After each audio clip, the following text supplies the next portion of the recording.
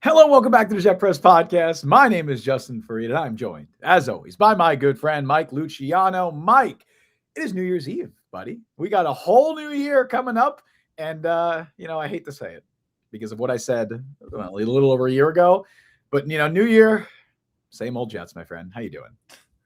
I would say suboptimal, and here's why.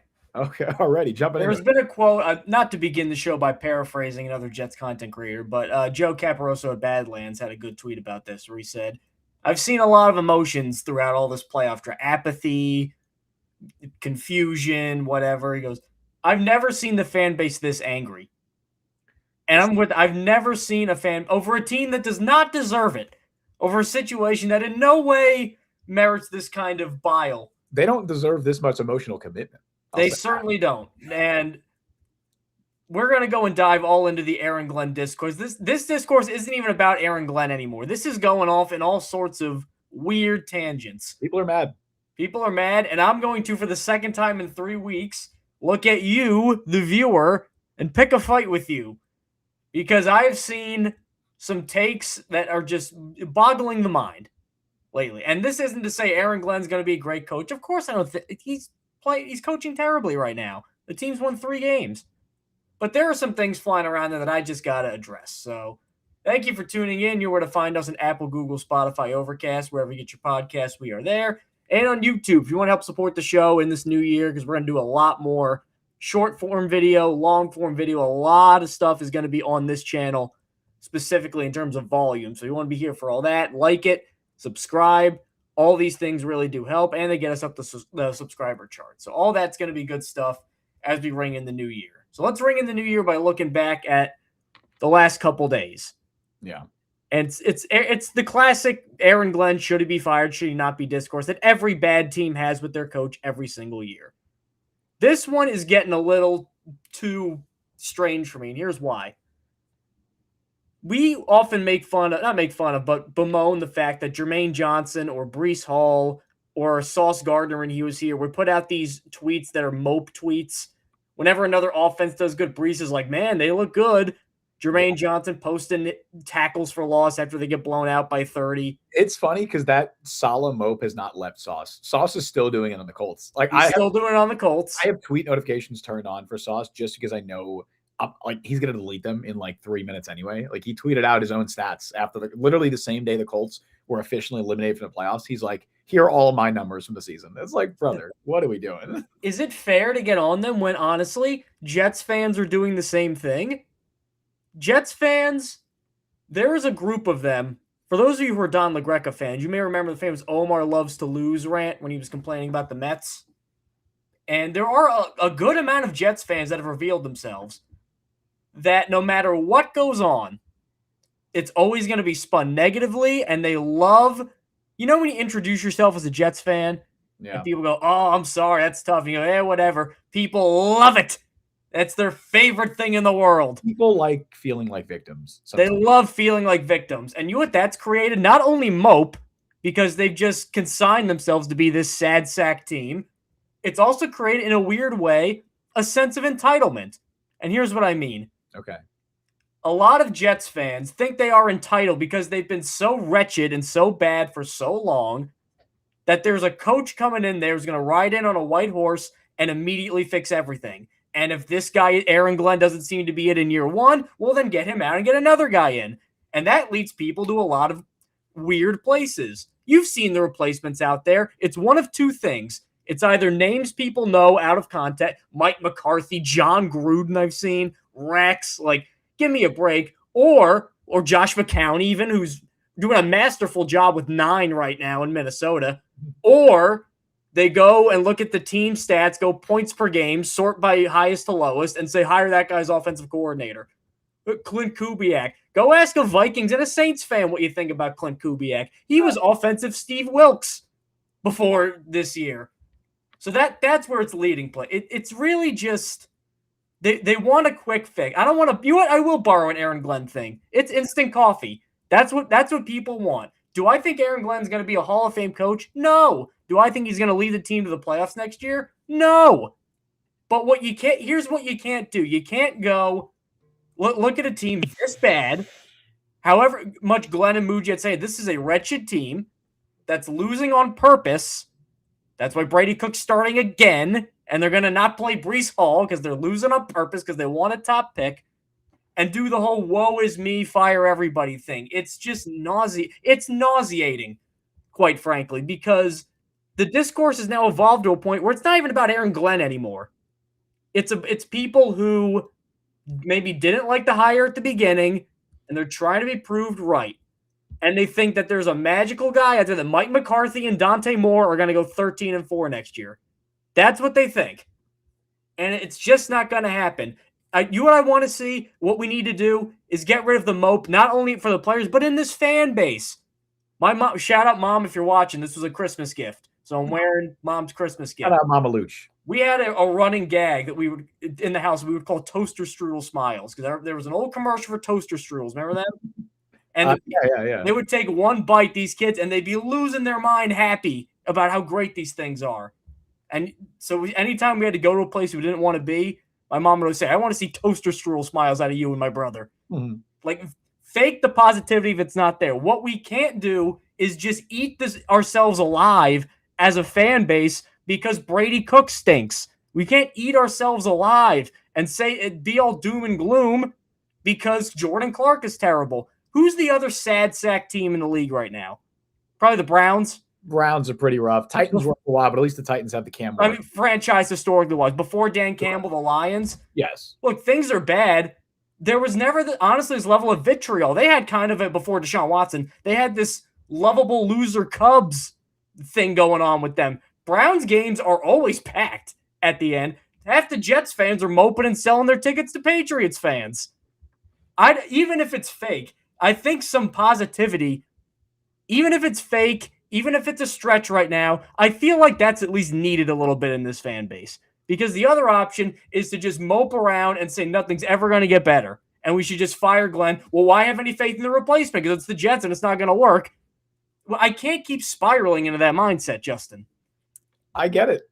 Look, man, protect your psyche. Protect your mental. Unfortunately, Brian, I feel like Mike's about to yell at you here because Brian said giving someone Jets gear as a Christmas gift is equivalent to giving someone coal. I think that's that negativity that Mike is talking about right now. Listen, I am more sympathetic with those fans, I think, than you are. And everybody handles fandom differently. I always say don't please fandom. Everybody is going to handle not just fandom, but man, they're going to handle despair. They're going to handle grief differently. They're going to handle watching this stupid football team differently. And if the way you handle it is getting all of that negativity out and bemoaning and just being negative, like, man, they don't deserve positivity. Like, the Jets don't deserve positivity right now. I wouldn't fault somebody for not being overly optimistic about any aspect of this team because, look, they've lost 4 straight games by 23 plus. They're the first team to do that in over 50 years, I believe, since 1972 is the last time that has happened. They're a horrific football team right now. They're one of the worst iterations of the New York Jets that we've ever seen, and that is saying a lot. They have not made the playoffs in 15 years. The Jet Press, we always say this, the Jet Press is the only fan-sided site that has never covered a playoff game. Fan-sided NFL site, although I would say the only fan-sided site that has never covered a playoff game. It's truly remarkable how historically inept this organization is. So I can't be upset with fans who are just asking for any semblance of competence, right? Especially because these same fans were just sold. They were sold the moon, right? They were promised the moon with Aaron Rodgers. They were told this is a Super Bowl caliber roster. This is a team that can make a run at a legitimate championship. And we just brought in a Hall of Fame quarterback, and then he tears Achilles 4 plays in. And that's where the mope started, because there are a lot of fans after that said from that moment on, well, cosmically, we're cursed. And players certainly, but Breece Hall probably thinks that right now. Probably. Jermaine Johnson probably thinks that right now. Can you fault them for that? No, I can't fault them for that necessarily. But also, is it fair to criticize them for that when fans are doing it too? What's it say? I guess I'm sorry. Moping around and saying, "Oh, the Jets are the Jets, and they're never going to get better." How's Aaron Glenn supposed to change the culture if the fans think like that? You change the culture by winning. And as Brian pointing out here in chat, I'm assuming that Glenn and Muji will be able to go on a spending spree in a few months to get the fan base energy back. Being off-season champs just about every year does wonders for morale. It absolutely does. We're beat down right now. We are watching the Jets every single week not only lose in embarrassing fashion, but they're getting punked. Like Taysom Hill is throwing garbage time touchdown just to humiliate the Jets. They're getting embarrassed and run off the floor. Mike Vrabel's running up and down the sideline saying "fuck him." Like that really takes a toll on the fan base's psyche. I'm telling you, it takes a toll on the team psyche as well. You go into the offseason, you spend some money, you get a rookie quarterback in here. The energy will be a lot different going into the summer, regardless of whether Aaron Glenn is here or not, which he will be. We'll get that out of the way first. Because this has been a lot of fan discourse, right? Really quick, somebody in chat, Watt Mawari. What am I don't know. Watt Mawari. What me worry? Like that was a question. What me worry? Thank you. On YouTube said not supposed to be Super Bowl caliber. Get in one interception in a season isn't asking much. You're right. I'm not defending the current product of the team here. I'm saying this team is not worth completely crashing out over, which is what I'm seeing. I agree with that. Like, I agree that they're not, and this is coming from two people who literally are employed to write about this team. They're not worth this much energy. They're not worth ruining your day over. Maybe it's because we do this the job. I'm past the point of Jets losses ruining my day. Maybe that's because I've just become apathetic to some of these. It's ruining people's whole lives. Yeah, I know. It ruins their entire mood, right? And again, I get it. Like, we want this team to be good. We do. And as what me worry is saying in chat, the bar was in hell going into this season. Like, the bar was not win 7 games. The bar was not make the playoffs. The bar was just be competent. Don't get embarrassed every week by a division rival. Just be remotely in the realm of just competency, right? Don't be the worst team in the NFL. And unfortunately, for a large portion of the season, the Jets have been the worst team in the NFL. So I don't blame fans for being pessimistic about the future and what me worry, saying not expecting Super Bowl, but 2 fake punts in the same series. I don't even at that point, man. One more Brady Cook throws. That's the other option. I'll say this, man. That was a Chris Banjo heat check. 2, they might have had just as good odds of picking that up on a 4th and 5 fake punt than they would have attempting a play from scrimmage with Brady Cook as quarterback. I remember there was one play where Drake May just did like a 5-step drop, and then I think he hit maybe Diggs or somebody on a slant like 10 yards down the field. Yeah. Simple play. And I thought to myself, I go, Brady Cook has not done that in a month. Yeah. It's like the simplest thing. He has not done that in a month. But on to just the Glenn discourse, right, as opposed to the Glenn fan discourse or anti-Glenn discourse. One, he's going to be back next year, as we've been saying for a while. The only scenario where he wouldn't be back is if some Mike Tomlin or John Harbaugh caliber coach became available and they wanted to coach the Jets. People like comparing it to the Gerard Mayo situation. I think there's a lot of problems with comparing this to the Mayo situation, but the biggest one is that the only reason the Patriots even fired Mayo was because they had a great head coach in Mike Vrabel who was on record basically saying, I want to be the Patriots coach, who had an agreement with Robert Kraft before Mayo was even fired that he was going to be the head coach. There's a reason why they had Drake May. And they had Drake May. But there's a reason that Aaron Glenn did not take an interview with the Patriots, because he knew it was a sham, because everyone knew that they were going to hire Mike Vrabel. Unless the Jets have an agreement with with a great head coach, I don't they're not going to fire Aaron Glenn. And I'll be more like stern about this, right? I think I've kind of fence sat for a while. I don't think the Jets should fire Aaron Glenn. I don't think you're wrong necessarily for thinking that if you should, because if you believe that, because I don't think there's much reason for optimism right now. I don't think there's many things you could point to that Glenn has done right. I just don't think you hire Aaron Glenn. You don't hire the supposed culture guy, right? Because you didn't bring in Glenn to be this schematic wizard, which you can point to. Maybe they should have gotten a guy who's more schematics heavy. That's an argument you can make. But the Jets hired Aaron Glenn to be a culture changer. You can't fire a culture changer after 1 year. He hasn't had time to change the culture. I'm not optimistic that he will. I'm not optimistic that Aaron. You got to give him a chance. Yeah, I'm not even optimistic that Aaron Glenn is the head coach week 1, 2027 by any means. I think there's a very real world, and I'd almost say above 50% chance in my mind right now that he is fired before the end of 2026. But you can't bring in the culture changer, the franchise legend, right? That he is, and fire him after 1 year. The optics of that around the league would be Chew. The optics are good of Chew giving 5 memberships. That's great optics. Mother effing Chew. Much appreciated. Shout out. Happy New Year. You are the man. Happy New Year. But you can't make a move like that. And maybe that's, operating in a sunk cost fallacy. Maybe it's you already made the move. You have to stick with it. And I get that argument. I just think the NFL doesn't work that way. And you have to give him a chance. I'm not optimistic that it works, but you give him an offseason where he has a ton, because I know he had this 1 year. We should have known, and we kind of did, based on the moves that the Jets made or lack thereof in the offseason, that they were not like, this was never a year about winning. I know Aaron Glenn's messaging was probably off on that, and Aaron Glenn probably. What do you want him to say? We're gonna suck? Well, I think he spoke with a little too much bravado. Like, I think you can absolutely criticize that he came in a little cocky, came in a little too confident. Not so much like, I have no issue with coach speak of, oh, we want to win this year, right? The goal is a Super Bowl every year. Obviously, that's every coach should say that. But when you're asked about certain players in the offseason, in the summer, and your answer for, oh, like, why can Will McDonald do this, but he wasn't able to do it before? And you just keep repeating coaching with a smirk on your face. That's going to blow back on you if that player has a bad year and if your team has a bad year. And it has. You can't look at this roster right now and say that really any part of it is better because of coaching, right? And that's Aaron Glenn preached that all summer, all offseason. So I think he probably overstepped with that. But they signed 2 players in the offseason to contracts of longer than 1 year. One of them was Justin Fields. One of them was Brandon Stevens. One of them worked out. One of them, big miss. Those are the only multi-year contracts the Jets gave out. The big free agent signings were the Derek Notties, the Andre Siscos, right? Complete stopgaps that were just, maybe they can be something for us, right? We're going to tear it down to the studs. These are guys who are going to fill seats. Right. Some of them might pop. Some of them won't. And if they do pop, we'll keep them. If not, they're gone. Now, this isn't to say that it hasn't been a disappointing season, because even despite them not making these moves, the goal and the hope is that the coaching staff will always elevate the roster. And I don't think the coaching staff has done that. But I just don't think you can hire a culture guy, give them the offseason where they make barely any, they make marginal moves. They then trade away your two or 3 best players at the trade deadline, and then say, man, gave him 1 year. He won 3 games. That's it. We got to fire him. I don't think you could do that. I'm not saying I'm optimistic, and I'm not saying it's unreasonable to suggest that he's fired.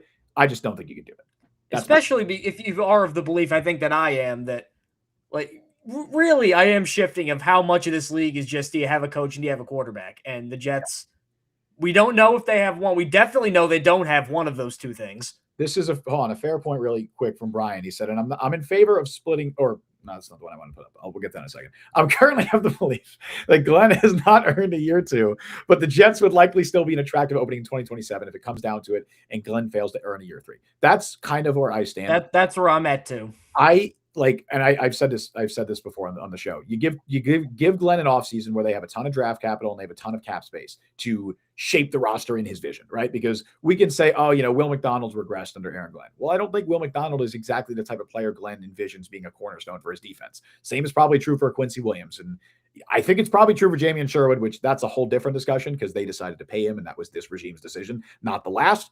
But I digress. Sherwood might just be Steve Wilkes messed him up. I'm willing to give Glenn, that might be that. It was not the single grain PFF grades of the thing. He was the lowest graded player by PFF this past week. He was also the highest graded a week ago, so we don't know. Yeah, I know. Well, he's still TBD. But yeah, like if you, because the other argument I've seen is you don't want to fire or you don't want to bring Glenn back, a coach who's already kind of on the hot seat, which he is. Like if they bring back Glenn in 2026 and they start the year 0-7 again, buddy.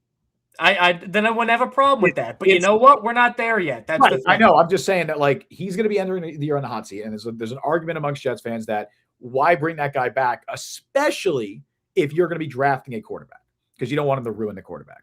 If your quarterback gets ruined by one bad half year, Aaron Glenn, he wasn't a good quarterback. That's my take on that. I don't think it's ideal.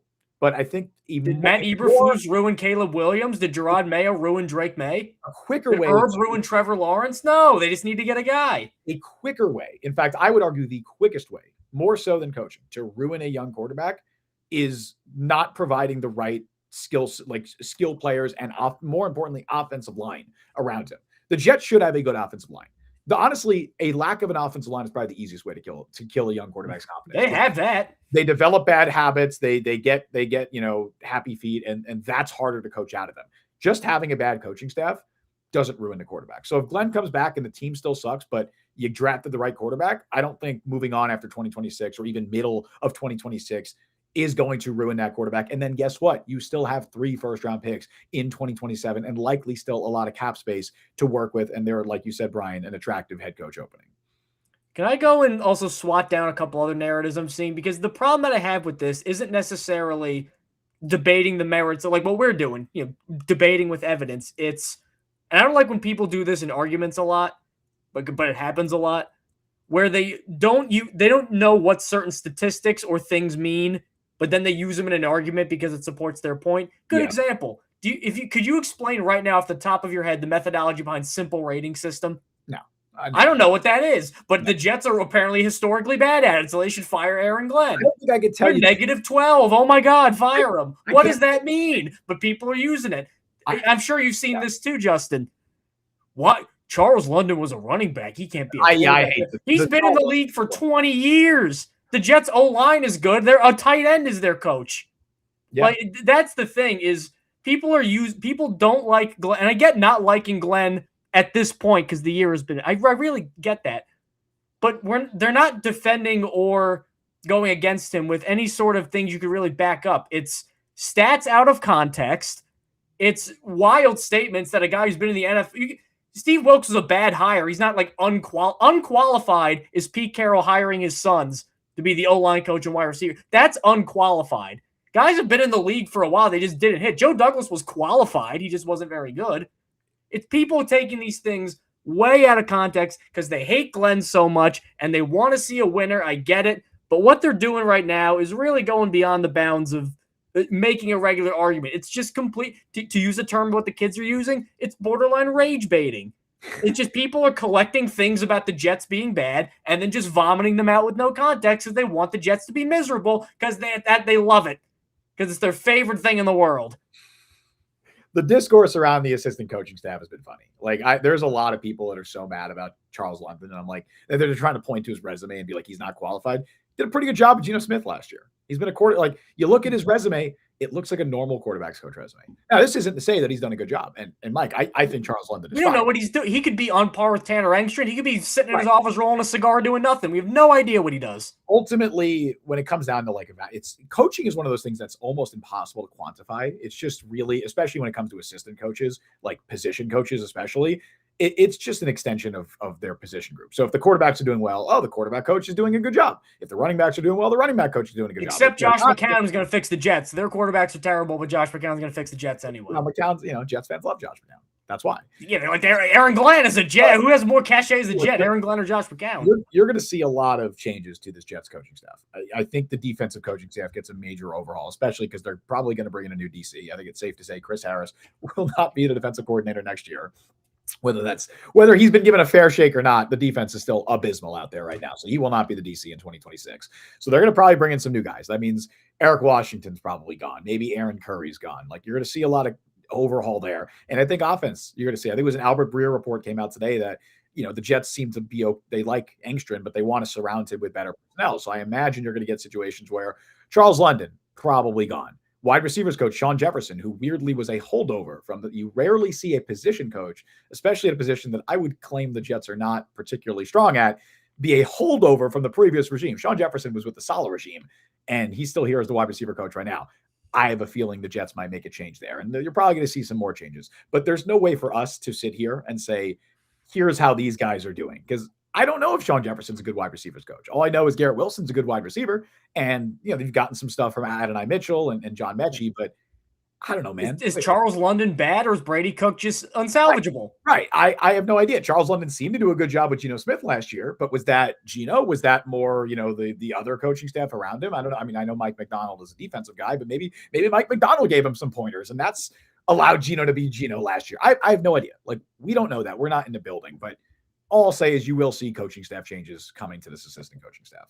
Before we go on to our next topic and introduce a special guest that you'll be seeing a lot of on the Jet Press podcast quite soon, I want to get to what me worry again here. Glenn should have shown progress through the season. I don't think he had. See that? Like, let's remember. Let's go Mr. Peabody in the show. Was that the show with the time machine with the dog? Yes. All right. And go back in time to like 3 weeks ago, where they had given New England all they could handle, and they went to Baltimore, and they were up at halftime. Like, they had a stretch of 2 months where they either won every game or they were in it against. They almost beat the Broncos. They almost beat the Panthers. Might be in the playoffs. Like that's what we wanted to see. Those 2 months, October and November, are everything fans wanted to see. They were 3-2 for a 5-game stretch.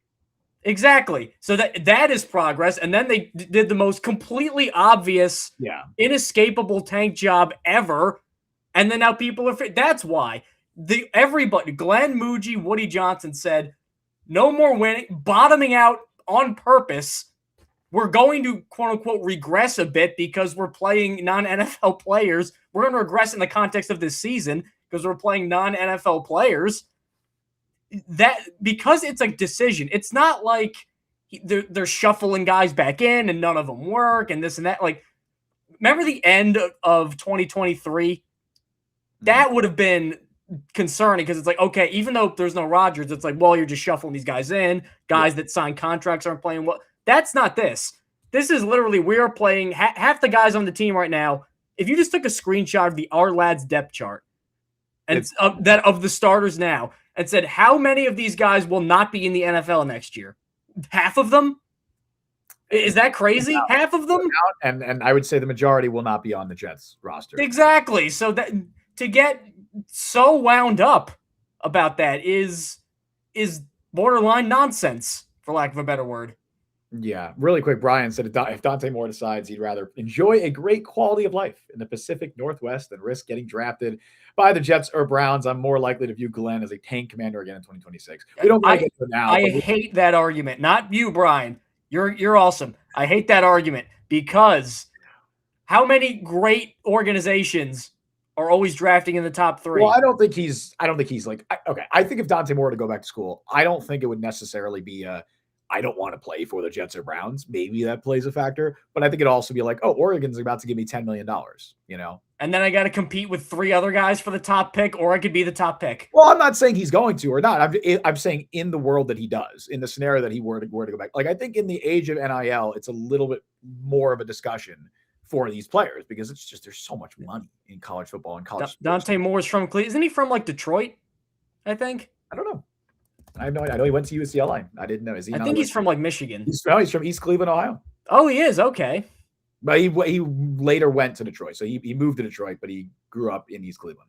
I am technically correct. The best kind of correct. Yes. But yeah, I put that up because I put the Brian comment there because we'll get into I guess actually, well, he'll probably make his decision within the coming weeks. I don't know if by the time we have our next show, he'll have already decided if he's going back to school or not. But that is a conversation of like, well, what the hell do the Jets do at quarterback if Dante Moore does not declare? Get ready for Malik Willis. So and I think that's why Brian is saying tank commander because it's like.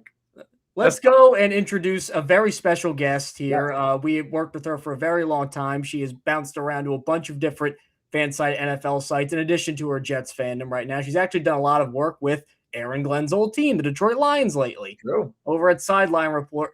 Please welcome Candace Pedraza. Candace, welcome to the show. How's it going? It's going pretty good. As good as it can go for the team being the dregs of the league again and us antagonizing the entire fan base apparently for thinking that. You're antagonizing more than I have. I feel like I sympathized. You were very combative. Have some backbone, man. We're Jets fans. We can take this. We took 2020. You can take this. You're the Scrooge, though. That's how this works. You're the Scrooge of the podcast. Imagine I'm the guy preaching relentless positivity. That's how warped things have gotten. Anyway, welcome, Candace. Welcome, Candace. You obviously cover the Lions and stuff like that. We're gonna do a bunch of like grading stuff right now for those in the chat. We're gonna grade the New York Jets 2025 since it is New Year's Eve and it's the last day of 2025. We're going to grade some players and some coaches. But first, I know we just introduced you as a Lions person, right? But you grew up a Jets fan. You are a Jets fan at heart. That's why you are here. I want to ask you really quick first. I don't think we've even had this conversation. What is like a defining memory of your Jets fandom? Okay. It could be good. Could be bad. Might be bad. Probably bad. But just to introduce yourself. I grew up in the Bronx and my dad is like a diehard Jets fan. So he just like through osmosis ended up making me a Jets fan as well as a Yankees and a Knicks fan. So like things worked out. Like he went 2 out of 3, like out of the trio. So that's decent. Not mad at him for it. The memory I always mentioned, which is a terrible one, is I think I can't remember if it was 2012 or 2011, whichever year they played the Steelers in the AFC Championship game. I went into that game riding such a high because I was convinced that obviously it was like their year, and like it would be like this hard fought game because like two great defenses, like, you know, Mark Sanchez looked like the absolute truth at that point. And then they ended up getting absolutely like mollywopped in the first half. And I was just sobbing in my living room. And I was so upset that I sat there and watched that all unfold in front of me. And I think from that point on, I felt very christened into Jets fandom was that game. Just like actually shedding tears. I'm not a, you know, sports obviously can be very emotional, romantic, you know, beautiful, whatever. I don't cry over sports. That was the one and only time I ever shed a tear over. Or sad tears. You didn't cry. Yeah. The Dante shot against yeah, No, I just almost like broke my hand, like slamming on like whatever surface was around me at that time. But yeah, no, that is definitely the defining moment, I would say, of my Jets fandom. The positive one would probably be the Sean Green touchdown against the Patriots, where he like said night night to them, put the football in the end zone and used it as a pillow. That was like amazing. That was the high. And then the low came immediately after. So yeah, Sean great. Green times. And you said, "Don't worry, they'll be back soon." And then here we are. Yep. Haven't made it since. But working on it. we're gonna jump into some grades. I feel like it only makes sense to start with the guy that just took up the first half of our show. Let's grade Aaron Glenn. Let's talk about Aaron Glenn.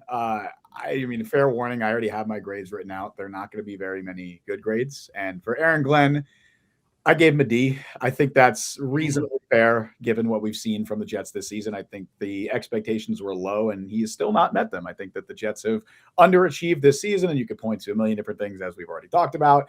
But I would say that if a passing grade is like a C, right? Aaron Glenn's down to a D. It's not an F. There might be a couple of Fs on the list that we're going to talk about, but I think a D is fair. What do you guys think? I'm going to go with a C, and I'm only going to give him a C because there's a little bit on a curve. Because I remember at the beginning of the year, talking about high, low expectations. At the max, we were thinking like 7 wins. At the max. Sure. He didn't meet that, number one. Number two, especially at the end of the year, he's going to get all these losses tacked on, but these are choices to play Brady Cook and to tank and all that. So I almost don't want to evaluate this last half of the year.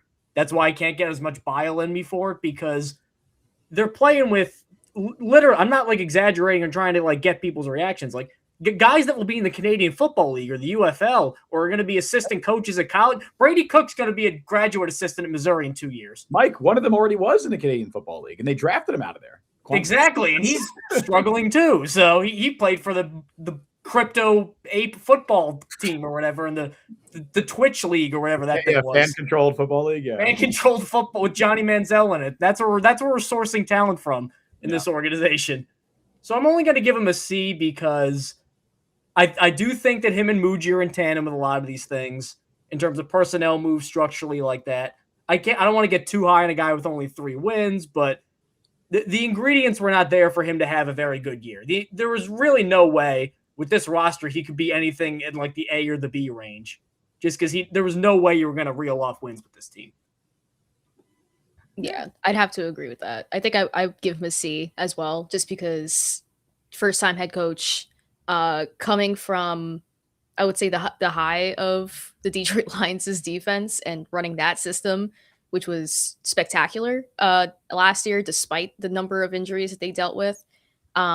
Coming to the Jets where, like you said, Mike, it would not have been possible to form a competent football team on either side of the ball this year. Maybe more so on the defense, but, it was just literally constructed to fail. It felt like from the jump. I had a little bit of faith in Aaron Glenn's ability to maybe make it a team where the defense would get wins for them, but that just didn't end up panning out. I would like to see him get another year, just because I do think that if they can find a competent quarterback, which I realize is like not in the Jets like dictionary. Much easier said than done, is never applied. Listen, the Bears finally did it, it seems. Maybe the Jets I think Lions the Lions did it. Chicago is thriving. I think that if the Jets can land a competent quarterback, at least in free agency at minimum, maybe through the draft, someone to develop, which development, another thing that's not necessarily in their wheelhouse when it comes to quarterbacks.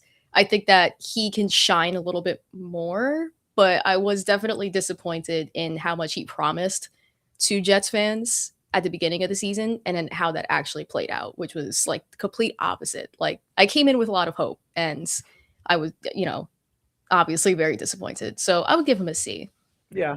That's where he beefed it was. Oh, all I got to do is coach him up and we'll be fine. And then turns out that the mope infestation was he only brought 1 can of mope raid and he needed like industrial strength. And he's still trying to fumigate here to keep this tortured analogy going. Sure. I'll Mike, something you said. I'm going to push back on something you said, Mike, because you said like there was no way for him to be graded like an A this season. I disagree.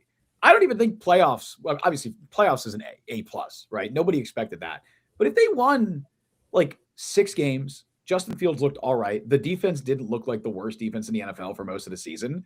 Like, and they were a competent football team playing competently throughout the rest of the season. Like that'd be pretty close to an A. That'd be like a B plus for me. So like towards like an A. I just can't give a 6-11 guy an A. My D grade is on a curve. All of these are going to be like all of the grades, at least I'm given, are like relative to expectations. So like, obviously, no, I'm not expecting Tanner Engstrand to lead a top 5 offense. That was never the expectation this season, right? And if he did, then obviously they'd be an A. But there's other ways for him to get it to be graded as an A, which he's not. Spoiler, he's not. But there would have been other ways for him to be graded that way that were within the realm of expectations. But I just think even relative to expectations, at least my expectations of Aaron Glenn, he's like, we're talking about firing him after 1 year. I don't know how I can't give him a failing grade or close to it if we're talking about a guy being a one and done head coach who was brought in to be the culture guy, who was brought in as on a 5-year deal, who, the fan base was pretty unanimously in favor of, I would say. And we're talking about him potentially being a one and done coach. That's tough for me to not give him anything, higher than a D or a D plus, but that would be my take on that. Let's move on to probably the one we're going to be most unanimously aligned with. As Donna says here, what's the most important coaching move they need to make? It is getting a new defensive coordinator because, oh boy, Steve Wilks, no longer here. Yeah, I almost did like a Dwight Howard with Gordon Hayward. Lord carry him now, but he's still kicking, but he's just been fired. Candace, my grade's going to be very low. I can't imagine yours is going to be anything approaching even a C would be extreme here. So Steve Wilks, how many minuses off the F are we getting here for Steve Wilks? Oh man. I'll be nice. I'll just say 1. I'll add a minus because you got fired mid-season. Like you've already dealt with enough. But yeah, I mean, I went into this season, especially considering the players that they had at least to start the year. So Quinnen Williams on the team still, Sauce Gardner still on the team. I was expecting this to at least be a team like Cleveland where you can't post points at all, but at least you have a fantastic defense in place and you kind of have that core built in.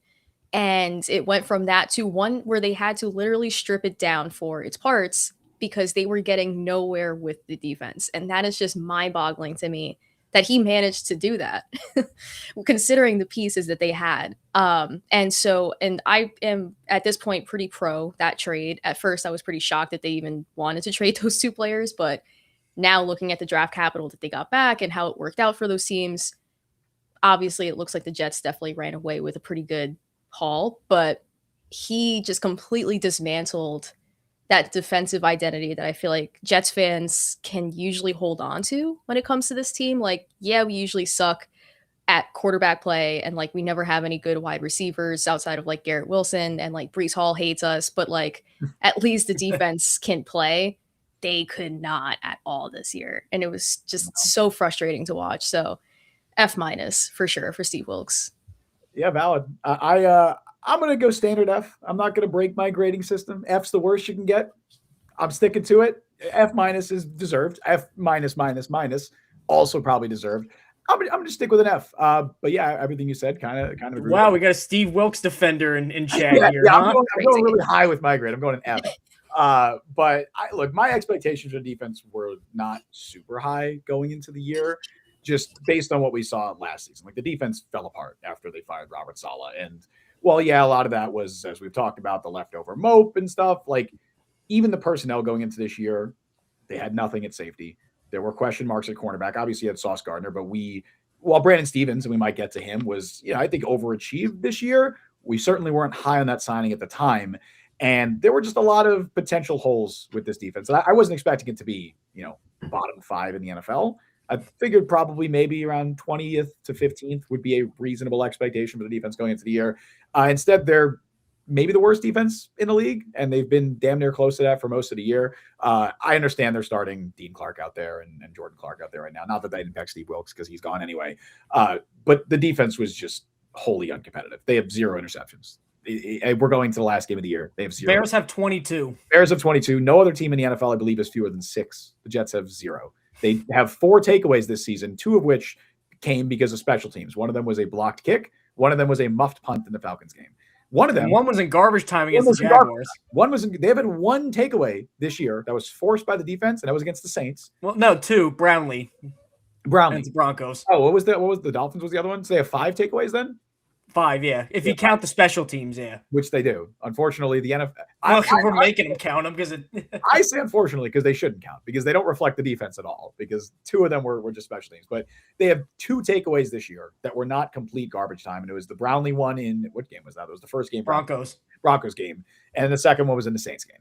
The only 2 takeaways that this defense has forced in non-garbage time this year. That's humiliating. That's embarrassing. That's historically inept. You luck into a couple, you think. The Jets would consistently, under Wilkes, blitz at one of the highest rates in the league, despite getting pressure on, I believe, 31st or 32nd highest rate on blitzes. Just a conglomeration of all the worst parts of a defense. And yeah, I mean, whenever you fire a defensive coordinator, you fire a coach in the middle of his first season, that's got to be an F, right? I don't think you can give it any higher than that. Brian with a good question here. Do you think Wilkes' NFL career is over? What do you guys think? His career as a coordinator is over. Yeah. I think he could be a defensive line coach, senior defensive assistant who just is a sounding board. Like, I don't think he's stupid or he knows nothing about defensive football, but I'm not like a car guy, but you know how there's cool vintage cars? That's retro. Outdated is like a crappy 90s car that you never want to go back to. Wilkes is outdated. Yeah. His scheme is just so vanilla. It would be retro in the NFL. Honestly, maybe if you got I'm thinking, honestly, I know I just crapped on this guy, like a Mike McCarthy, because he's running an old Bill Walsh offense. That would be the close, because some of that principle-wise still works. But Wilkes... What about Rex? Rex is a jalopy at this point. Wilkes gets as many minuses as I can write, only because... I didn't expect it to be great, but from the jump, you could tell not only was it outdated, but it was rigid. Guys weren't allowed to move around a lot. He clearly was forcing players to do things that they're not good with or comfortable with, in terms of like Sherwood covering as much as he covered, Will McDonald having as much responsibility in the run game as he had. A complete colossal failure.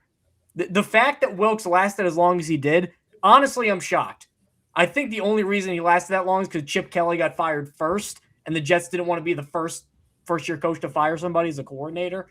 I really think that expedited everything. And you know what? Good for Aaron Glenn, because there are a lot of coaches out there that would have said, nah, Steve Wilkes is my guy, I believe in him, and then kept him and been stubborn.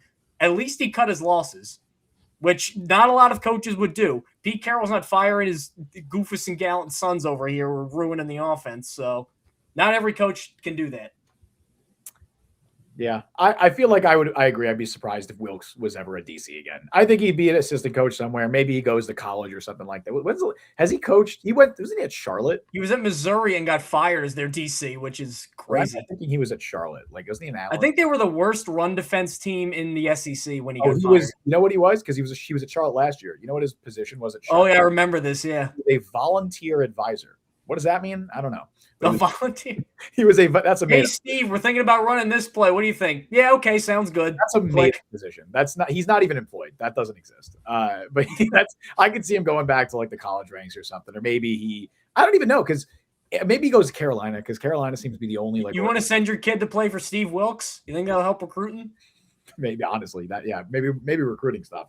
But like the last time he held a position for more than 2 years was Panthers when he was the assistant head coach, defensive backs coach for 2015 and 2016. Oh God. I guess 2017 he was still the assistant head coach. He just got promoted to DC, but that's it. 2017 was the last. Hey, Mike McCarthy won a Super Bowl in 2011, and fans are flexing that as evidence of him being good in 2026. From 2016 to 2017 was the last time that Steve Wilkes was employed by the same organization for 2 years in a row. So I don't know where he goes after this, but I imagine it is not going to be as a defensive coordinator in the NFL. Really quick, Brian said the 2018 49ers hold the record for fewest interceptions this season. In the Super Bowl era, they had 2 in 16 games. Mitch Trubisky, all that stands in the way of the Jets making history. Here's a good question, though. If the Jets, because wow, guess who coordinated that defense in 2018? Was that Saleh? That was Robert Saleh. Saleh's first. Well, I was Saleh's first year. His first year in San Francisco. That was the second year, I think. It was second year. His first year in San Francisco, like Niners fans hated it. The DB's coach was Jeff Hafley, who's going to be a head coach next year anyway. Wow. Maybe there's something to Chris Harris. I don't know. Shanahan's first year was 2017, right? 2017, where he went 1-10, and a lot. Let me tell you, I remember a lot of 49ers fans weren't drinking the Shanny Kool-Aid. I can remember I hate making the Glenn comparisons to like Campbell and Shanahan because it's the same people that are like, oh man, this young quarterback sucks. Well, he could be Josh Allen. It's like, well, way more likely he's not. But yes, you're right. Technically, it could happen. Anyway. Let's go to a coordinator who I think our grades will be by default higher for, right? Offensive coordinator Tanner Engstrand. Mike, start with you first because you haven't started yet. What is your grade for Tanner Engstrand? I'll go with a B-. Oh, okay. I'll go with a B-. I mean, he's running a lot of Ben Johnson's plays. He probably just took half the pages out of the playbook and came to New York. Mm-hmm. Not that they have the same success as Ben Johnson, but more than any of the 3 phases, Engstrand has been the most genuinely what do you want this guy to do? Well, special teams. But that one's at least working. Yeah. How many times were guys wide open and Justin Fields didn't throw it? How many times did Tyrod Taylor not throw to an open guy? How many times did Brady Cook make a terrible decision that I guarantee you Tanner Engstrand told him not to do, and he did it anyway because he stinks? It's not great. I think it's weird how they were able to run the ball so effectively early on, and then they just stopped doing that. I still think he doesn't utilize Mason Taylor when he's healthy enough. I still think there are a lot of times, and I guess this is the talent thing, but there are times where it's just look for Garrett Wilson and then ignore everything else. But for a year one guy who hasn't really called plays that often, who was working with bottom tier 32 out of 32 quarterback play, I think there are enough signs there that once he actually gets pieces around him, we'll actually see something a little bit more productive. That's fair. I also went with B-. So we're in lockstep there. It's harder. Like we feel decent about Engstrand right now. I feel like going into 2026, but it's really hard for me to grade him anything higher than a B- considering the offense is 28th in points, 28th in yards, 29th in EPA per play, and 30th in offensive DVOA. It's a very bad offense still, but Brady Cook is the quarterback. You've had Justin Fields at quarterback for most of the year. The quarterback play, I know we say this every single year with the Jets. This is maybe as bad as I've seen Jets quarterback play in the totality of a season. Like there were 4 or 5 games this year where Justin Fields was completely unplayable. There have been pretty much every start that Brady Cook has had. He has been completely unplayable. You got basically, I mean, could we say that they had 2 or 3 like above average quarterback games this year? And it was Justin Fields week 1, the one Tyrod Taylor game, I forget which one it was. Fields with the Bengals. And then Tyrod had one game. I forget. It was right before he was benched. His last game before he Patriot? No. Ravens? Maybe. I forget it was against, but it was the last game before he got hurt. He had a good game before he hurt. Ravens. Yeah, the Ravens. Yeah. That's like the 3 above average quarterback games the Jets have had this year. Not to mention, they haven't had Garrett Wilson since October 12th. So their wide receiver room has been Josh Reynolds, Allen Lazard, Tyler Johnson, until you eventually get Adonai Mitchell and John Mechie in there, and Isaiah Williams playing 70% of offensive snaps down the stretch. Like that's the receiving room that they have. They have a good offensive line, an identity, so to speak, on offense that they want to run the ball, which it's the identity they went into the season with. And while it's obviously tailed off, I think as the year has gone on, because their defense is horrific and it's very hard to run the ball and effectively establish the ground game when you're losing by 20 points every first. And your running back too goes out for the year in week 4 because he was on kickoff returns for some unknown reason. Yeah, that didn't help. Braylon Allen injury didn't help. But I think the Jets at the very minimum have an identity on offense. They know what they want to do, and they've had moderate success doing it in spite of terrible quarterback play and in spite of terrible wide receivers.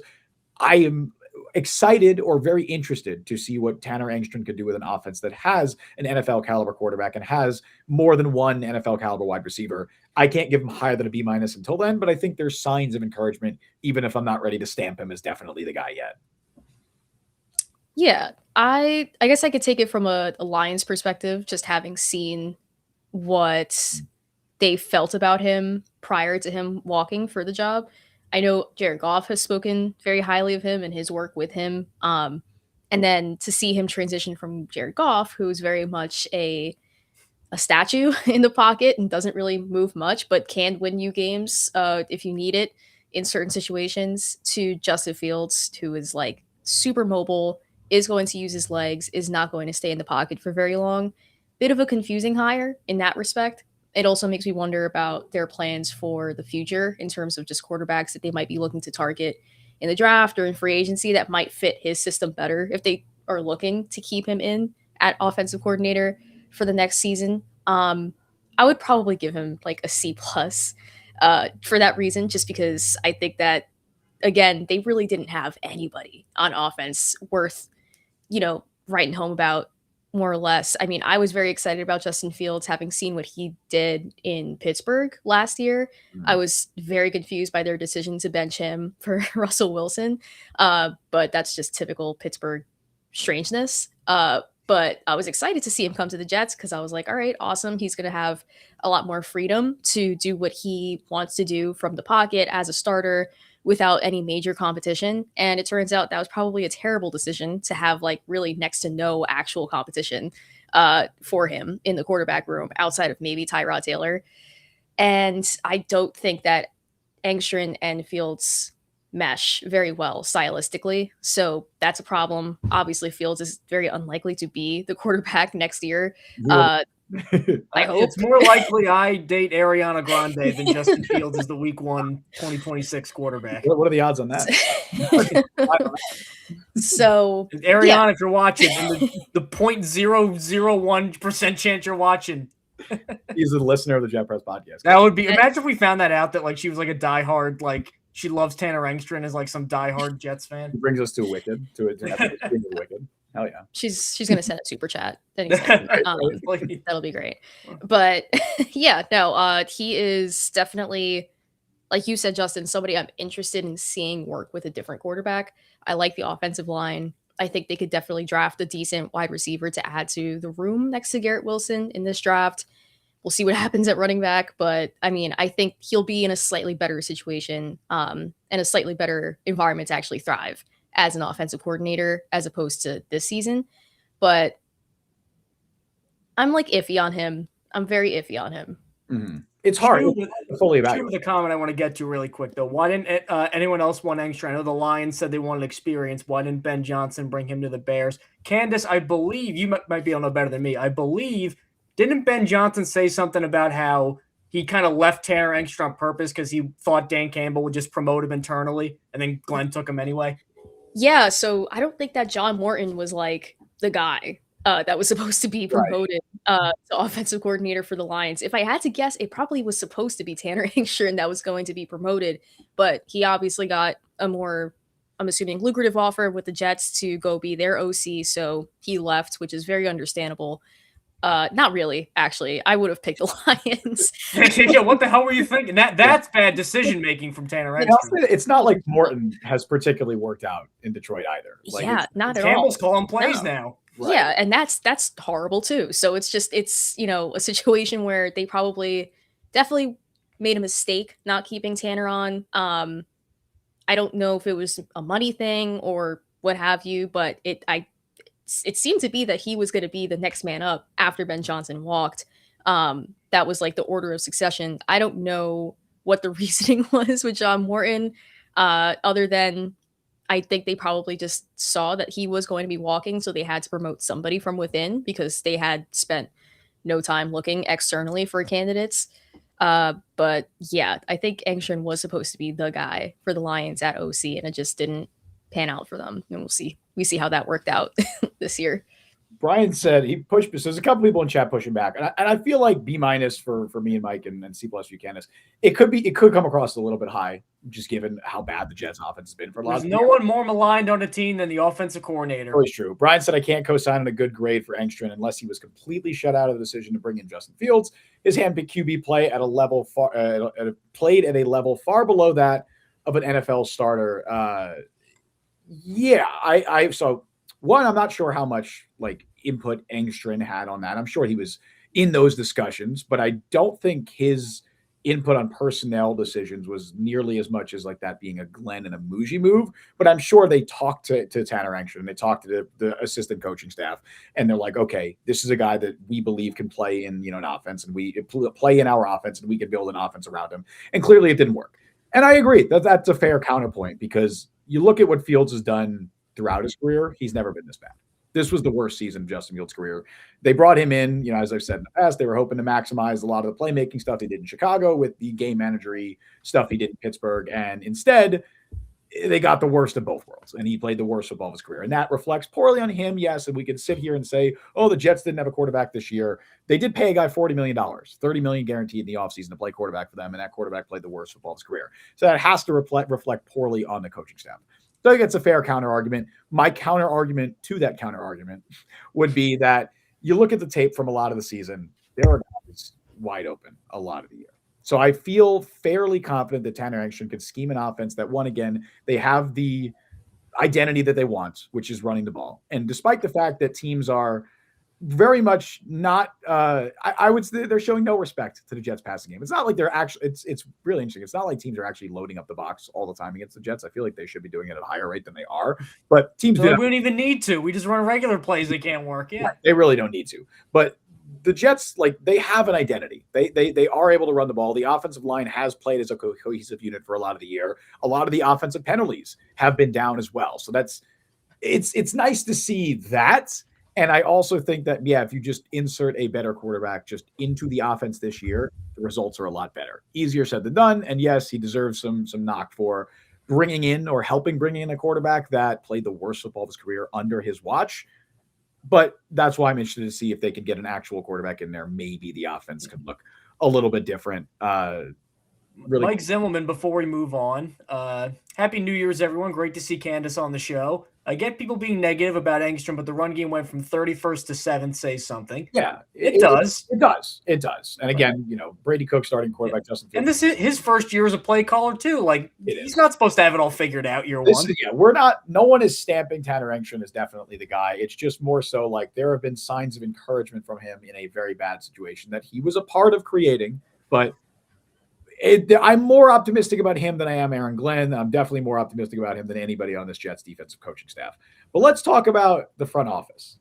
Let's talk about Darren Muji. The Muj master. There has been, I would say, so I'll start with my grade for Muji. I gave Muji a B, which is, I believe, the highest of any of the grades we're to talk about. I think the positives start with Armand Membu looks like the guy. So that's one of your biggest moves in the entire offseason. You draft Armand Membu 7th overall, and he looks like a cornerstone of the roster and has arguably been, you could make a damn good case he's been the best offensive rookie in the NFL this season. So that helps a lot. They're going to give Tyler Shuck the O'Roy with 9 touchdowns. They will. And honestly, I know this is Patriots. Before he got hurt, you can make the case Membu and Will Campbell have been the 2 best offensive rookies. Yeah, Kelvin Banks doing some good stuff. Banks too, yeah. But O-line don't win awards, so. No, they never do. But Membu's been great. That's your first big hit. Other hits, I would say, the midseason trades or even preseason trades, the Harrison Phillips pickup, the Juwan Briggs pickup. Juwan Briggs has been one of the best players in the roster this season. He's the 3rd best player on the team. Yes, I agree. And that was a 7th round pick. It was a 6-7 swap with not 6. I did it every single stream. It's like 3 shows in a row. You're doing it on purpose, Justin. I don't mean to do it. It just happened. It's ingrained in our. I don't know, man. But he picked up Briggs before the season. Briggs been one of the best players in the roster. The Jarvis Brownlee midseason pickup, we saw some good things there. I think the moves around the margins, as well as you could say, look, they brought in Austin McNamara in the offseason. He's been one of the best punters in the NFL. They were committed to Isaiah Williams. They didn't bring in Kenny Wangu, so I can't give him credit for that. But they signed Nick Folk. He's been one of the best kickers in the NFL this year. I think the moves like that are reasons why I trend towards a positive grade for him. The negatives bringing it down. The biggest one, obviously, is the Justin Fields signing. That was one of the biggest moves you made in the offseason, and that has been a colossal failure. So I can't give him anything really higher than a B if the biggest free agent signing you have, which is at the quarterback position, is a failure. It's hard for me to give you higher than a B for that. I'd also point to day 3 of the draft not being great. There's one guy on that day in that day 3 who I think is confidently going to be on the roster next season. The rest, I don't know. Maybe Kiko Malinois is as a backup linebacker. I don't think Arian Smith's going to be there. I don't think Tyler Barron's going to be there. It's not a great look in day 3. And day 2 is still up in the air. I like Mason Taylor under 400 yards or under 500 yards this season. I believe it's something like that. He's like 44 catches for like 300 something yards. Well, again, look at, I'm aware of what the quarterback play. I'm aware of the quarterback play. And I also think they could be utilizing him a little bit differently, but I'm not ready to stamp him as definitely being like your long-term tight end who definitely gets a second contract. I don't know. We'll see. And same goes for Azaria Thomas, where there's signs of encouragement with him, but TBD on a lot of day 2. So that's kind of where it all averages out to more of a B for me. And then the Brandon Stevens signing, which I think Mike Zimmerman too says Adonai Mitchell coming in the Sauce deal was a nice, And I thought they got really good value on the Quinnen Williams trade and the Sauce Gardner trade. Mechie too, yep. Yes, I think you traded Quinnen Williams for above what I expected, and you traded Sauce Gardner for, if you're going to trade him for anything, 2 firsts. Like that's what they got, and I cannot be mad about that. And then for the first time, they got some insanely good luck with not good luck because he got hurt, but like the Colts flamed out like they did. So I think all of that averages out to around a B for me. I mean, maybe you could. No, I wouldn't even make the case for a B plus. We're just being nice if we're saying a B plus, in my opinion. B is fine just because the field signing has to take it down. That's where I'm feeling on the Mooch. I'll say B also, and there's 2 reasons. Number one, I've mentioned this before, where it does feel very Douglas-y to start, where he's hitting on like everything else except the quarterback, but he beefs that so royally it ends up getting him fired, which is what happened with Douglas with the line too. At least he got that, but yeah, that's kind of where I feel like, because again, look, he's got good defensive tackles. I like maybe more than you when healthy the starting cornerback trio. I really think that Stevens, Thomas, and Brownlee can be effective if they get the right coordinator. Maybe Mitchell, I was down on him when they got him. I didn't think it was that great. He's looked better than I thought he would. Yeah, obviously the haul for Quinnen. Nobody thought they were going to get that for Quinnen Williams. We were saying, if they get a 3 and a 1, maybe consider it. They got a 2 and a 1 for Quinnen Williams. Again, Briggs, Phillips, Membu, Taylor, Thomas. That's a good draft. Those are 3 picks that all look like they're going to be, at least for the next few years, really good and important players. The problems are, as we mentioned before, it's the quarterback thing. It's the Fields contract. But here's why I can't be too hard on him, is because Muji's almost been operating, not like this is year 1, but more year 0 of his tenure. Yeah. This is, I want to see who I can hold on to. If I don't think you're going to fit, you're out of here for picks. Fields will be a lottery ticket. If he hits, then we win 7 games and we look okay and we have some discussion about, is he the guy? And if he's not, we're bottoming out anyway, and then we'll draft our guy, which hopefully it could be Fernando Mendoza or Dante Moore this year. So in that regard, his plan kind of worked. I don't want to say to perfection because they're 3-14, but it kind of worked how he thought it would. We need a couple more years to judge Muji. We need to see how the picks develop. We need to see how he spends this money in free agency. But he seems like, I don't want to say he's hit any real home runs yet, Briggs maybe, but like bunch of singles, couple doubles. Yeah, which Joe Douglas was whiffing. Like before even the guy would even throw the ball, Joe Douglas was swinging 3 times, like Bugs Bunny, that old cartoon. Mm-hmm. That's what Douglas was doing. So I'll take Muji. I think he's an improvement over Douglas, which I'm happy with that. Yeah, I would definitely agree with that. I would give him definitely like a B. I think that mid-season trade deadline, those 2 moves were moves that I think past Jets regime would have been too scared to make, because they would have been scared that it would have defined, I don't know, their legacy as a GM or defined how the next few seasons would have gone. But it was very obvious that they needed to part ways, at least with a few key players, in order to build back that draft capital. And it was risky when I first saw it. And then I thought about it and I'm like, that was actually one of the smartest things that he probably could have done this season. So I would definitely give him kudos for that. I would love to also shout out Jawan Briggs because I covered the Browns before the Lions, and Right. I loved Jawan Briggs. I was like, this guy is going to be one of their best pass rushers and defenders for the next few years. They would be very stupid to lose him, and they lost him because the Browns are For stupid. nothing, for a bag of chips. For absolutely nothing. And once I saw that move, I was like, that is going to end up becoming one of the more underreported great moves that the Jets made this year because Jawan Briggs was excellent with Cleveland last year. So that was an excellent move.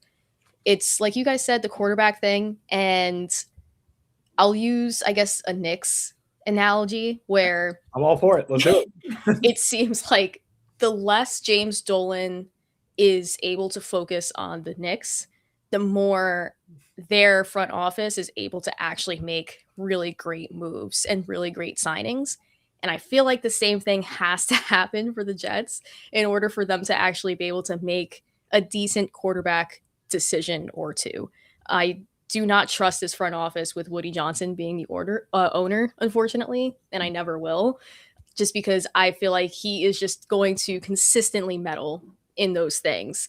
So it would be stellar if Muji can find a way to find a quarterback next year in either the draft or free agency. And I think that would boost him immediately, obviously, from like a B-ish to like an A+ in my eyes, at least through his first 2 years, assuming he also hits the draft and everything goes well on that front. But I think that it's going to come down to whether or not Woody Johnson is okay with stopping what he typically does. I will say, to use a Nets analogy, one thing we got to be careful with their number one defense in the league in December, Brooklyn Nets, is what Sean Marks has done, and a lot of bad GMs do, is they just keep stockpiling future assets with trades. Like Sam Hinkie would do that in Philly. And then you get fired and it's, well, I never got to use these picks. It was all part of this plan.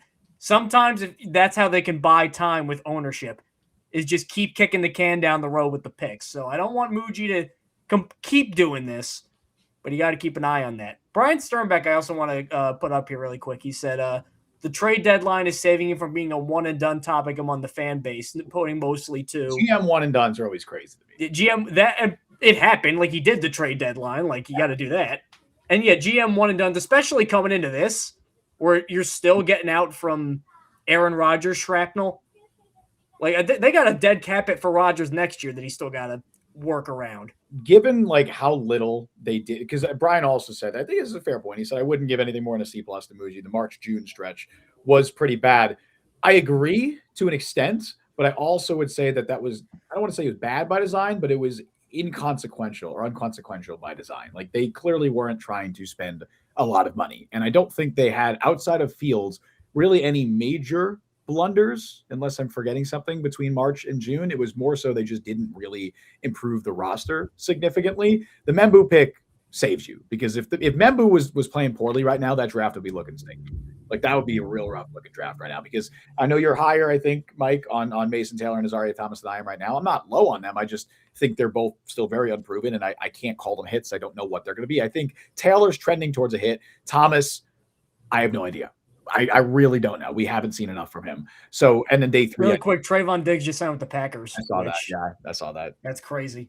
Interesting. Tough week for the Diggs family. I'll say that. Oh my goodness. But yeah, so I would say that, like, I think it's fair to say March to June was, I would not say it's fair to say it was pretty bad, because I don't think there were many things that were like outside of the Field signing, which I know we're saying outside of that, that's the biggest move that they made in the offseason. Other than that, Miss Lincoln, that was the play. I know. Exactly. That's the big blunder that they made during that stretch. I don't think Stevens has been awful this year. I think he's been worse lately, but how much of that is because, man, the team around him is just horrific, right? I do think, boy, it'd be nice if one of these corners had an interception. It'd be nice if one of these players on defense had an interception. And I think that does reflect poorly on Stevens as well as everyone around him. But I think he's been kind of like still better overall than what you expected him to be, just because the expectations were so low. But I would say relative to what they paid him, I guess maybe what you were expecting. It was kind of an Aaron Glenn heat check, and he was kind of right on that. So it was kind of right. But overall, I don't think March to June was as bad as you're insisting. I just think they weren't doing anything by design. This offseason is the test for that because they are going to be spending money. They are going to be making bigger moves. And I would say Stone Smart was a day one signing. He played five offensive snaps. The plan was not for Stone Smart to be a major player in the offense. Stone Smart's making basically the vet minimum right now.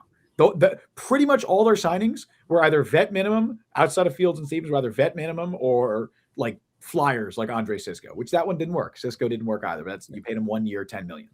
Okay, fine. Are we going to fire Darren Muji because Andre Cisco didn't work out? I don't think putting a GM in one and done conversations, unless everything that they did in the course of one offseason was a complete abject failure, is makes sense. Even when the Raiders fired Tom Telesco after last year, I'm like, well, he still got Brock Bowers and a couple guys. Like, I didn't even thought that was harsh. Especially in an offseason where they didn't do much. Like, they were not trying to spend a lot of money. Yeah. They were not trying to use a lot of capital. So it's just hard to fully grade him. Now, they could go into this offseason, spend a lot of money, and those guys suck. Then our opinion of Darren Muji would be a lot lower. I will feel a lot worse. And you know what? Maybe you do end up firing Muji and Glenn after year two at that point. I don't know. Right now, I can't fully kill him for the, inconsequential, just, boring, I guess you could say, March to June stretch. Really quick, let's do one last one. Let's just do Justin Fields, right? Let's get this one out of the way. We just talked about it a little bit. Candace, we'll start with you. Jets signed Justin Fields 2 years, $40 million in the offseason, $30 million guaranteed. Safe to say that he will not be on the roster in 2026. What would be your grade for Justin Fields' 2025 season? I'm going to give him a D. Oh, we'll start. Okay, you're Candace. Okay. Oh, I thought. You said you. I thought you were pointing at me. I'm my bad.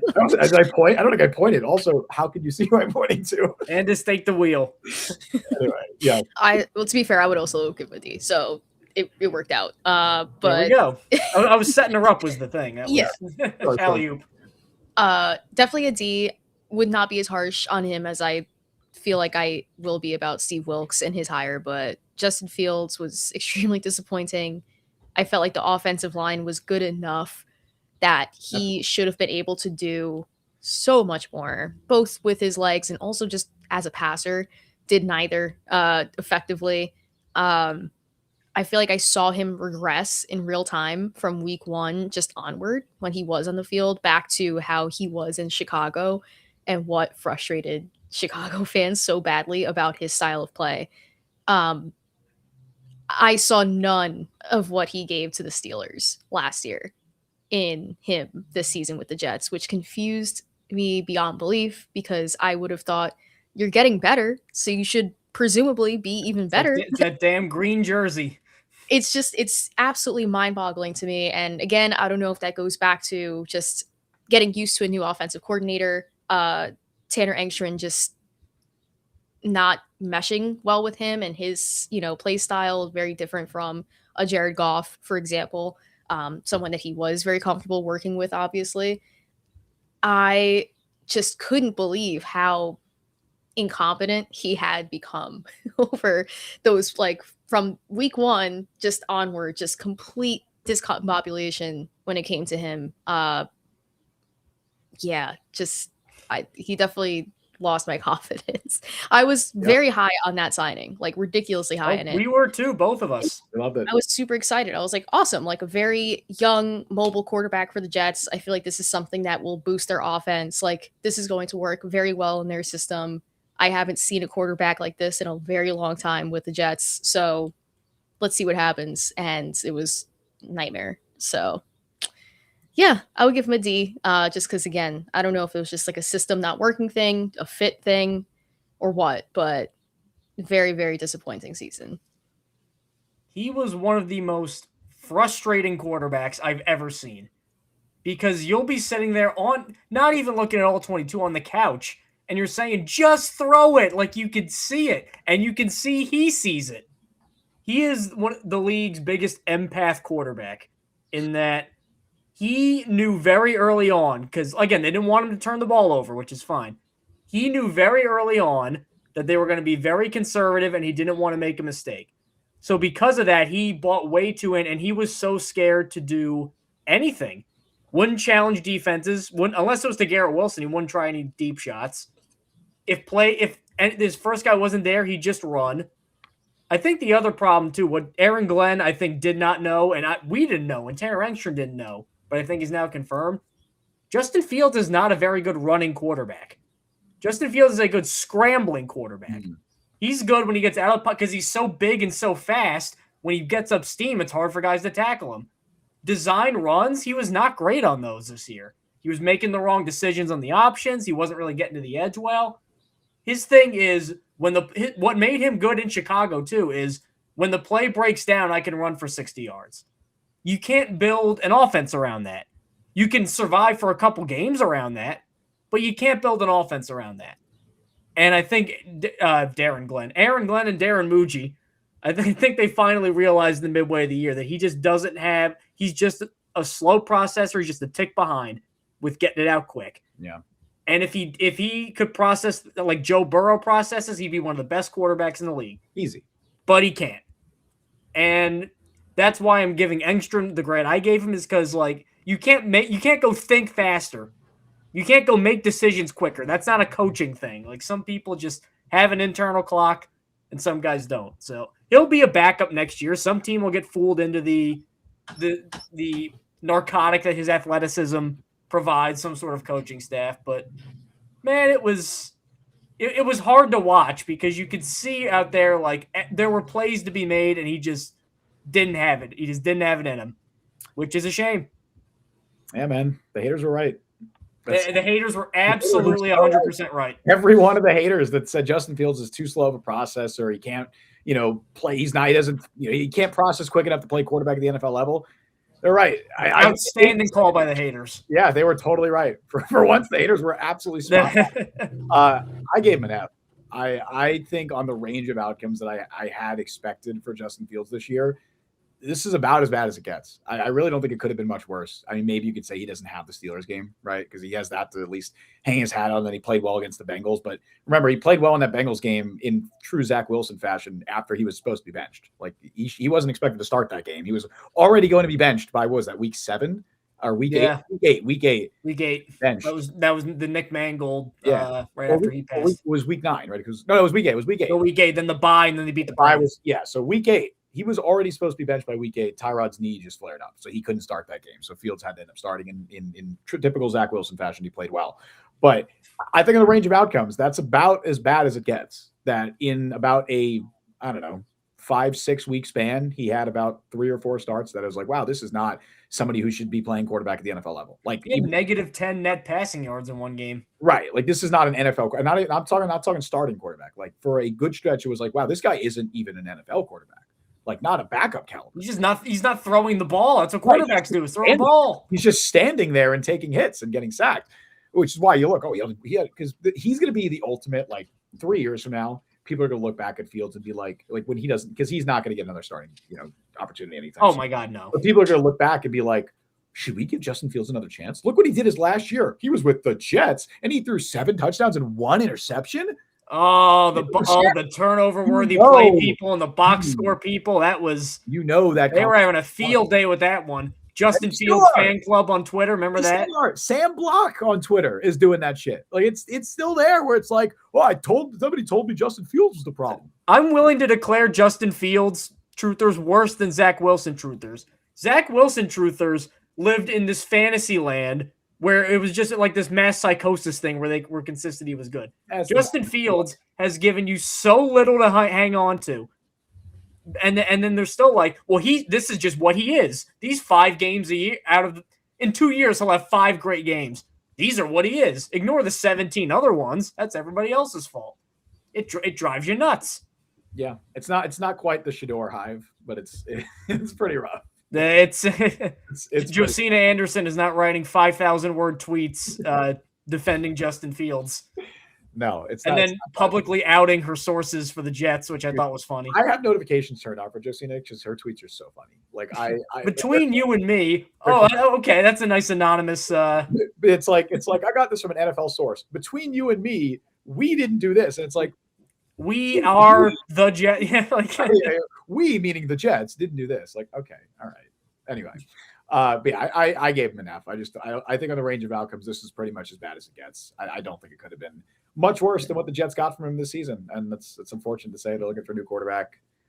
Here we are, man. The truthers are right in that, like, they went in the year Josh Reynolds and Arian Smith and Tyler Johnson were prime pass catchers for him. So it wasn't ideal, but. Oh, I mean, yeah. Well, I mean, I feel like we knew that, though. Like, we knew that going into the year, this wide receiver room was. Like, in a sense, it's like kind of what you expect if Josh Reynolds is your receiver. Which is another reason that I point to Engstrom. The B- kind of fair because, again, you look at the tape, a lot of guys were open.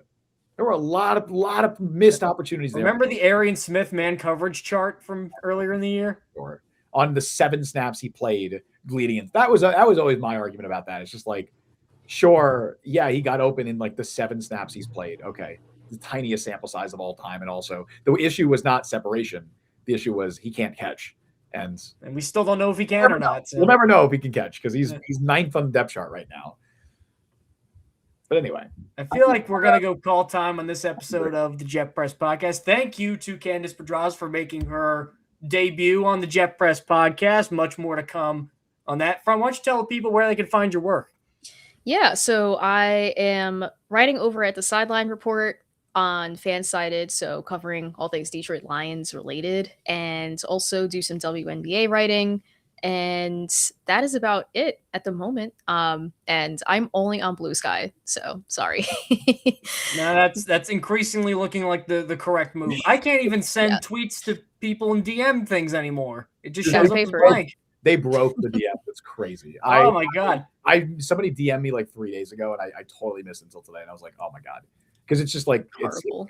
Well, because I sent something about the Diggs Christian Barmore thing, and I said brutal, and no tweet came up. And like, what are you talking about? I'm like, just that, and then it didn't show up. Thanks, Elon. You just messaged someone brutal. Just out of nowhere, 10 o'clock in the morning, brutal. Amazing out of context message. Yeah, thank you so much, Candace, for joining us. And happy New Year's to everyone. Hey, really quick, let's do a quick New Year's resolution for the Jets. Really quick. What's the New Year's resolution? What do you got? Win more than 3 games? I don't know. That's great. That's a good one.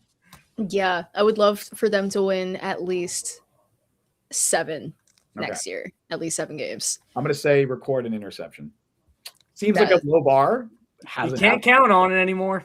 Unfortunately, we can't say they didn't record an interception in the totality of 2025 because the last time they did, last game of the year in 2020, technically 2025, Ashton Davis went nuts. So he had like 2 picks. So they did end up recording an interception in 2025, just not in the 2025 season. But that would be my New Year's resolution. Brian says don't suck anymore. Yeah, Chu says don't suck. Well, look, do you know what you're asking here? We have to set the bar a little bit lower than that. I'm not going to lie. That might be. I would be remiss too if I'd not say happy birthday to my younger brother Dominic, who is 10. Shout out Dominic. Happy birthday, and I will guest analyst who was a Lions fan. So right, Alex Anzalone, his favorite player. Yeah, we gave him the choice, and he did that. He also confirmed. Sorry to disappoint you guys, but he did confirm that I am indeed the best brother. Wow. With a Christmas gift. So I don't have a sibling, so that doesn't. So there we go. So for everybody in the running, just so you know, we got official proof here. Wow. Look at that. So there you go. Congratulations. Nice. That's crazy. That's like that's a huge honor, man. Oh yeah. Anyway, thank you all for joining us on the show today. You can follow Mike on Twitter @ByMikeLuciano. As Candace already said, you can follow her over on Blue Sky. You can follow me on Twitter, Justin T. Freed. Follow the Jet Press, download the Jet Press podcast, wherever you get your podcast. Check us out on YouTube and TikTok. Subscribe, hit that notification bell. Thank you again to Mother Effin' Chew, who donated memberships before. You're the man. I like to imagine that's his legal first name. Is Mother his government name. Chew is the last name, so Mother Effin' Chew. Or Mother middle name Effin' Chew. No, please, Mr. Mother Effin's my father. Wouldn't it be Mr. Chew? Mr. Chew is my father. Anyway, you guys know what to do. We stream live every Wednesday at 3 p.m. Eastern Time and live immediately following every single Jets game, which this Sunday, mercifully, is the last time we'll be streaming live for a Jets game in quite some time. So join us then on Sunday. Thank you all for listening to Jet Press Podcast. I've been Justin Freed. That's Mike Luciano. That has been Candace Pedraza. We'll see you guys next time. See you guys on Sunday.